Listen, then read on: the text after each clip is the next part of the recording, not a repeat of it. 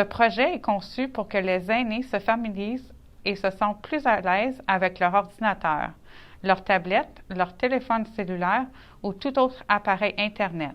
Ceci est la partie 6 d'une série en 7 parties. Vous bénéficiez davantage de cette série si vous regardez les vidéos dans l'ordre. Veuillez consulter la description ci-dessus pour trouver les liens vers les autres vidéos de cette série.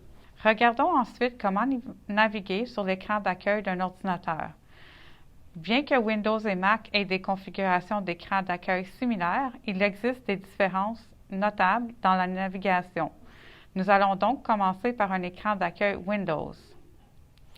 Les zones que nous examinerons avec un écran d'accueil Windows sont le bureau, le bouton Démarrer, le menu Démarrer, la barre des tâches, la barre d'état, système et les icônes. Commençons par le bureau. Le bureau est la zone principale de l'écran d'accueil. Comme un vrai bureau, c'est là que toutes les informations sont disposées en même temps pour une référence rapide et facile.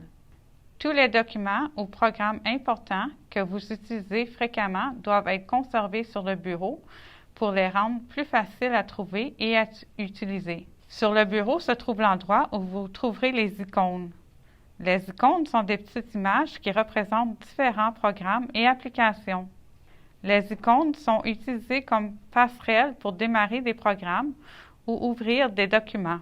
Par exemple, un double-clic sur l'icône Zoom, représentée par un carré bleu avec une caméra blanche à l'intérieur, lancera le programme Zoom. À l'aide de la souris, les icônes peuvent être réorganisées sur le bureau ou regroupées dans des dossiers pour une gestion plus facile. Regardons ensuite le bouton Démarrer. Le bouton de démarrage se trouve dans le coin inférieur gauche du bureau et ressemble au logo Windows. Le bouton de démarrage est utilisé pour ouvrir le menu Démarrer.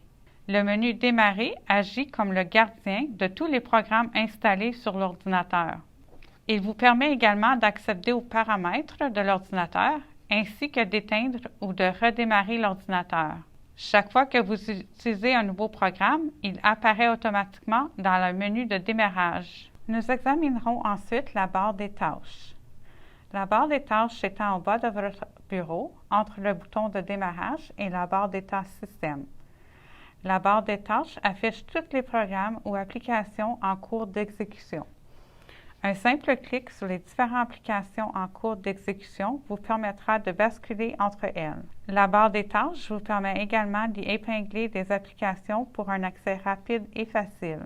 Les applications épinglées restent dans la barre des tâches à tout moment et peuvent être ouvertes d'un simple clic.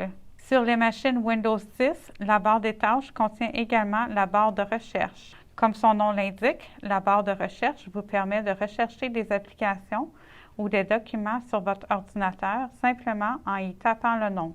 Le dernier composant d'un écran d'accueil Windows que nous examinerons est la barre d'état système. La barre d'état système apparaît en bas à droite de votre écran d'accueil et il contient des informations système importantes concernant votre ordinateur.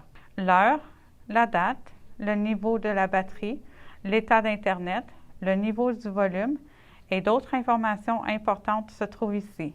Vous connaissez maintenant les bases de la navigation sur un bureau Windows.